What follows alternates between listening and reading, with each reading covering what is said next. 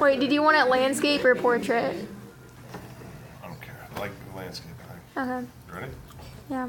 Is it going? Yeah. Okay. No. Hi. Do me a favor. Will you please shut your computers?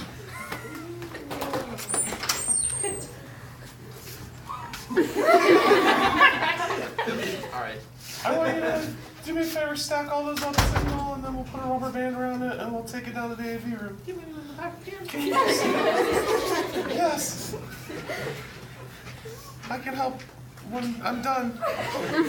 Okay. In 513, it's titled "Hurts So Good." The video link no longer exists. And so for the last 2 years, this is the third year, I've had to replace that video link for you kids. So, my name is Amy. Hello. I live in California, and what you're about to see is me out for a hike. I'm hiking in the mountains. I'm enjoying the scenery and the beautiful things in nature. I walk funny, right? I don't really get too far. Ooh, that's a long way down. I didn't realize I was so high. Ooh, man, I better be careful.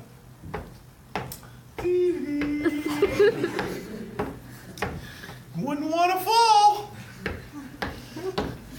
That would do some damage. I'm just gonna drink in the surroundings. Ah! This is me falling a long way. Ah! I'm still falling. I'm just taking a break. Hold on.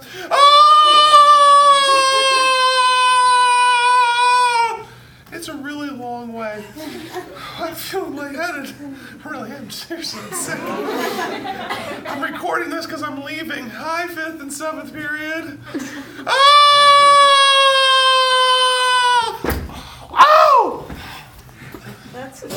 Oh no!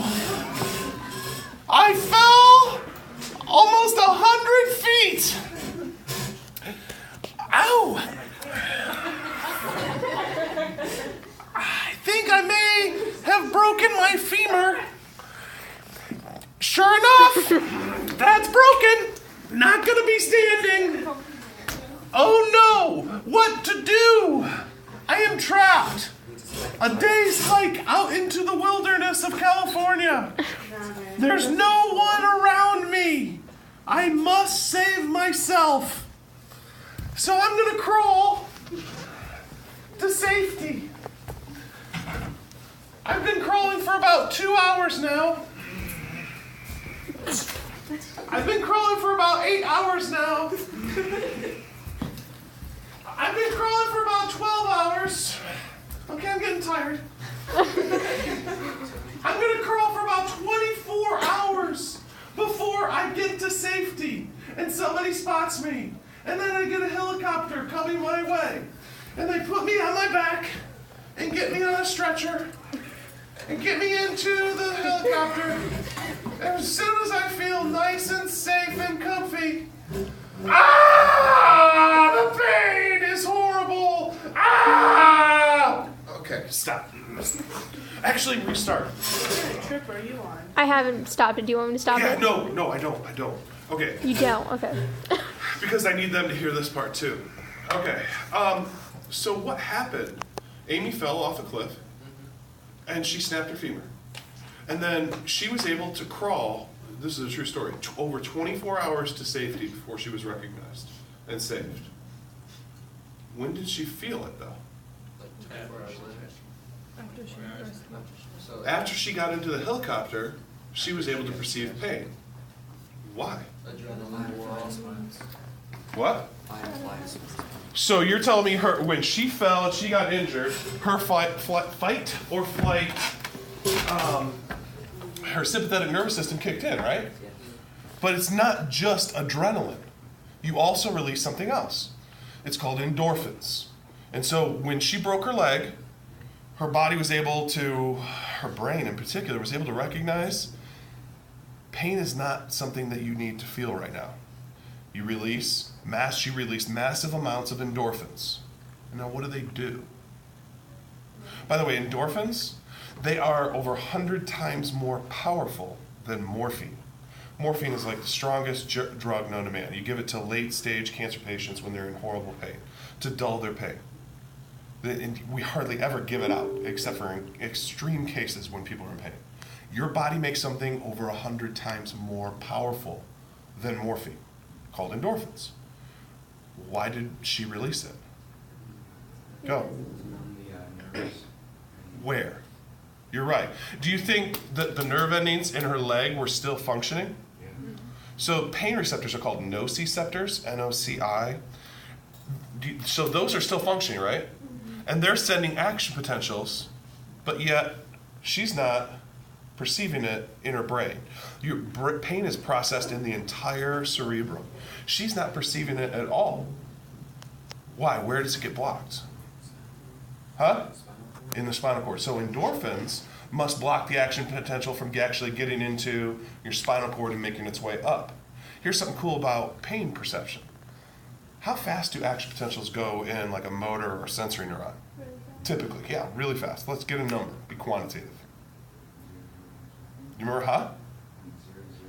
No, well, but I want a speed. Like the speed limit outside is 35 miles an hour, right? Okay. Give me a speed. Yeah? Not quite that fast, Chachi.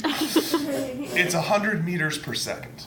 So we can send an action potential down our spinal cord, up our spinal cord, from down a motor neuron to a muscle at 100 meters per second. Guess how fast pain goes?